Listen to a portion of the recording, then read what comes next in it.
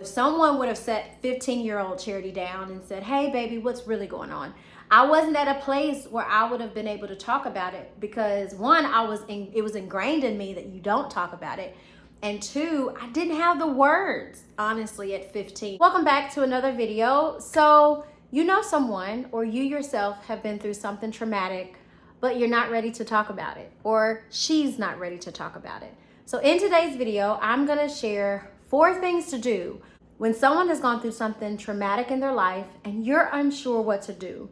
So if this is you yourself and you've been through something traumatic, feel free as you go throughout this video to send this to a friend or send this to a family member and help to articulate maybe some of the words that you haven't yet been able to put into words. Or if this is for someone that you're thinking about and you want to know a way in which to support her, I believe this will be helpful for you as well. So let's go ahead and jump in. So the scripture that I thought about when thinking about this question, how do I help someone who's experienced trauma when she's not ready to talk about it? The scripture that came to mind is that love is patient, love is kind. Love is that thing that helps all of us. If I knew someone that had been through something traumatic, rather that's last year or 10 years ago, and she's not yet ready to talk about it, the first thing that I would do is I would begin to pray for her. I would go to God in prayer, and I would be very specific with that prayer.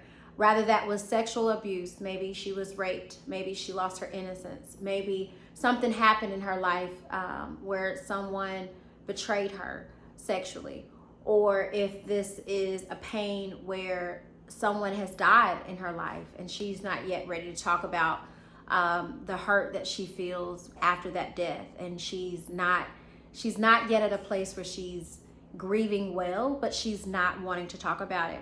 Or that could be a divorce, maybe that someone had thought that they had married and it was going to be their forever person, and it didn't work out that way. Whatever the traumatic experience is, I would first pray for that person. I would call out that person in prayer, and I would think of the thing that they're going through and pray specifically about that thing. I would declare the word of the Lord over her life privately, in my private time. I want her to feel better, but she's not yet at a place where she's ready to talk about it. But that doesn't mean I'm not ready to talk about it. So prayer gives me that outlet of talking. The second thing that I would do is recognize that trauma takes time.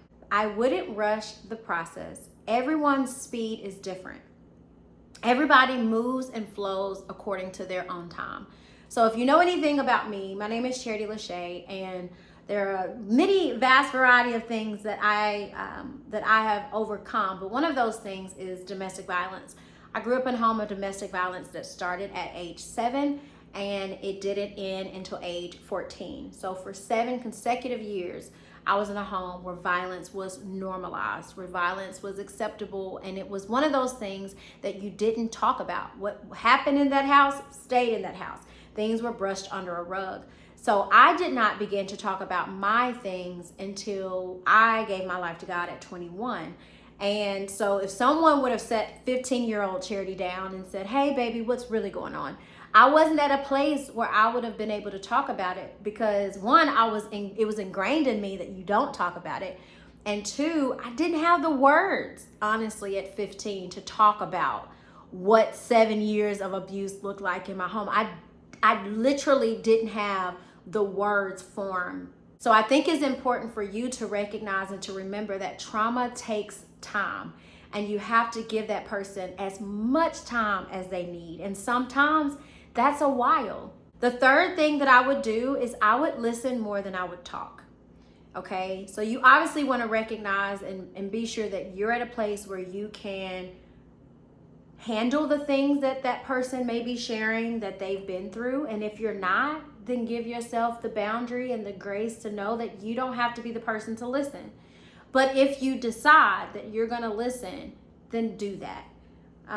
We're supposed to be quick to hear and slow to speak is what the Bible says. And so when someone has been through something traumatic, one of the things that oftentimes is stolen from them is their voice. It's their freedom to speak. It's the ability to talk, literally to have words to escape their lips has been taken from them. And so when it does come a time where she is ready to talk, you want to listen. You want to just sit and listen more than you talk. And that's important for so many reasons. But one of the things that really is important that happens is that you understand more about the story than you initially did. You may have had your thoughts or your understanding on what happened, but the reality is, until you sit with that person and listen to that person, really, really listen, you don't really know where they are or where they're coming from. So you really can't understand their go through. And I think sometimes people are so quick to fix problems, and sometimes people talk too much. And myself included. Like, I have to sometimes just listen. I've just learned to just listen. Sometimes people just want a listening ear. And when I did start talking about being raised in a home of domestic violence, I was so grateful for those people that didn't just want to fix the problem or didn't just want to pray it away, right? But those that just sat with me and listened. And on the other side of it, it wasn't a resolution, but on the other side, it was, baby, I'm so sorry. That's it, baby, I am so sorry. So that's going to be very helpful, and I think she would appreciate you just listening to her and giving her time to talk it out. So that is why prayer is important, because in prayer we have the opportunity to talk to God. And talk therapy is also beneficial because that's another opportunity where you're able to talk. There's just so much power in getting it out. And so if someone is at a place where they want to get it out, just let them get it out. Just let her get it out. Just let her get it out. Before I share the fourth thing that I would do to help a friend or a family member that's been through something traumatic, but she's not yet ready to talk about it, I'm going to answer this by reading a portion of my book. I have written a book. It's called From Victory to Victory. So in this part of the book, I am talking about my reality, my truth. It says, please know that your perspective is just as real as your reality. Know that your perspective is your reality. Your view is what matters. Without that, there will be no understanding of who you are or who you can become. So I wanted to read that to you to encourage you when you're wanting to see, how can I help a friend? How can I help a family member? She's been through something hard. I don't know what to do. It's so important to not take her experience from her. Even if it's not what you understood it to be. The fact that that's how she perceived it, the fact that that's how she received it, that is what's important. And recognizing that her perspective is what matters. Her perspective is her perspective. That's her right to feel how she feels about it. And when we give people the space to feel their feelings, they can then be at a place of accepting the experience. It doesn't mean the experience was right, but they can become okay with accepting that their truth is their truth.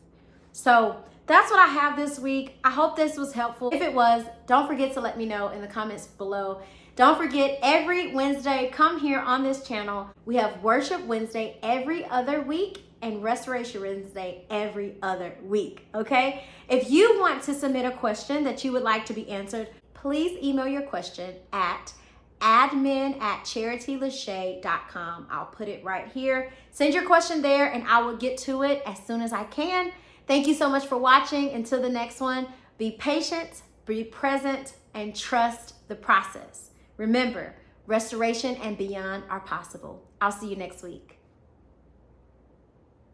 No weapon that forms against me shall prosper. It won't work.